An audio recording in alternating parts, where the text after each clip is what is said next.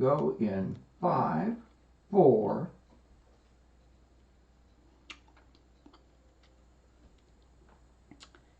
Hello and welcome.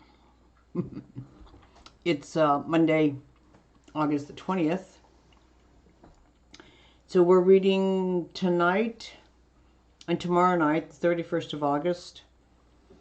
And then we'll be taking a few days off. But I'll tell you more about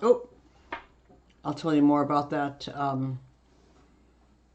when I finish reading here. So what I am reading from is a draft. It's the 8th book of the series. And I just finished this draft, I think it was in July. So we haven't, AC and I haven't edited it. We haven't sent it out to beta readers or anything like that. So you guys are having, I'm going to read you some raw stuff. I don't even have a book to show you, right? So this is, there's two stories in here, and they happen simultaneously. And the first story is about Ginny, who is Francis's older sister. And she's been mentioned quite a few times. She's in the background, and she wanted to have her story, so this is her story. Ginny walked around her house. Funny, she'd been feeling so in love with her life just earlier today. Now her life appeared to be a mess. She wanted to curl up and die. Instead, she meandered through the home that she loved so much. Her children could not remember living anywhere else. Her fingers shook as she held the picture. She could feel her energy wane. She felt lethargic, hopeless. Rick, proud owner of a 20-foot power fishing boat, sat smugly at the steering wheel.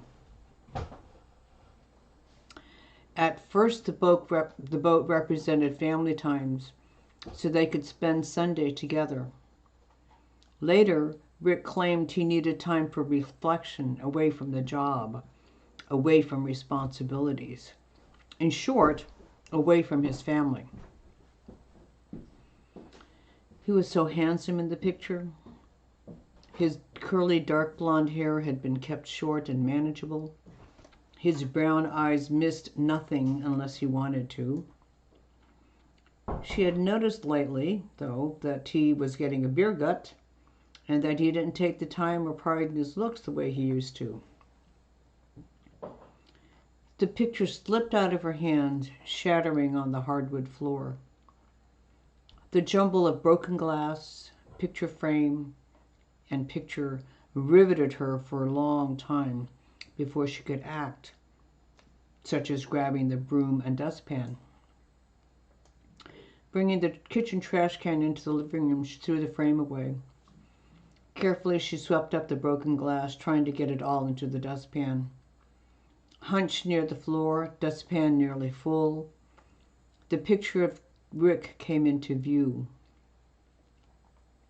With no hesitation, she calmly tore the photo into tiny bits until those pieces covered the floor she'd just cleaned up.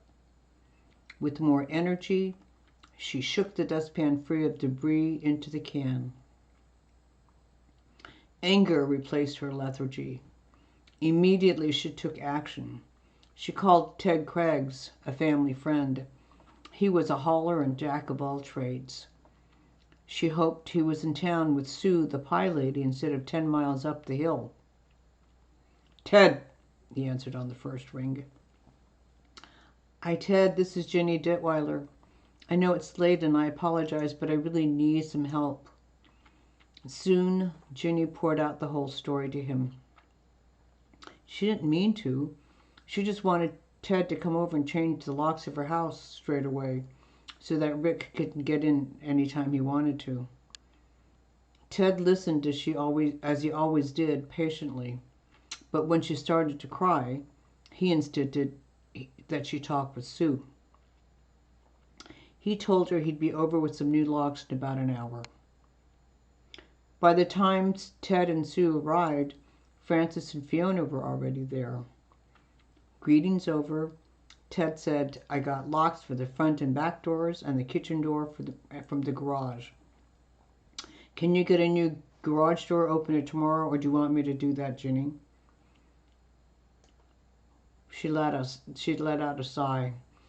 Yeah, that's good. I'll pick one up tomorrow. Thanks so much for getting here so quickly. I just need to do this first step. Having heard the story already, Ted excused himself to start changing locks.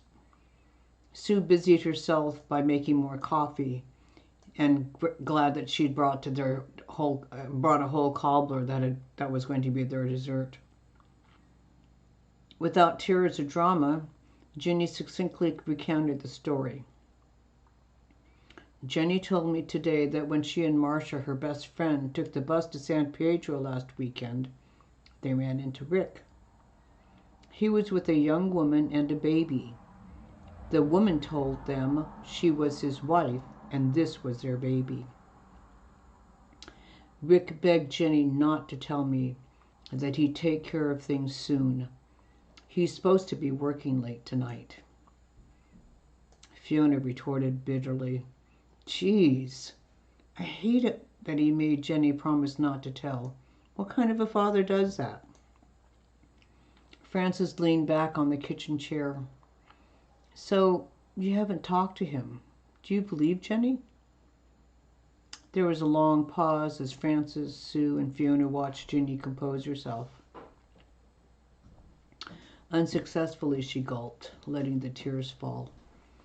I sort of wondered why he was working overtime so much and why there wasn't much difference in his paycheck.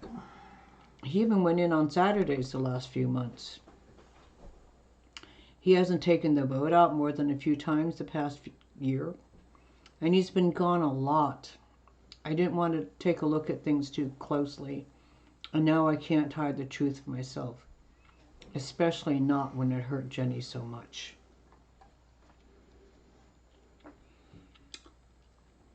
So that's my reading for the night. I'm going to go to some notes that AC was so nice to share with me. Okay, so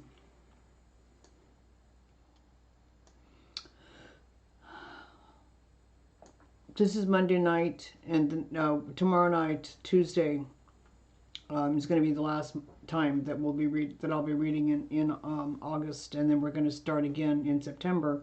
But there's going to be some changes in September, and we'll be back next Monday, September the 6th. I'm going to take some days off to sort of regroup.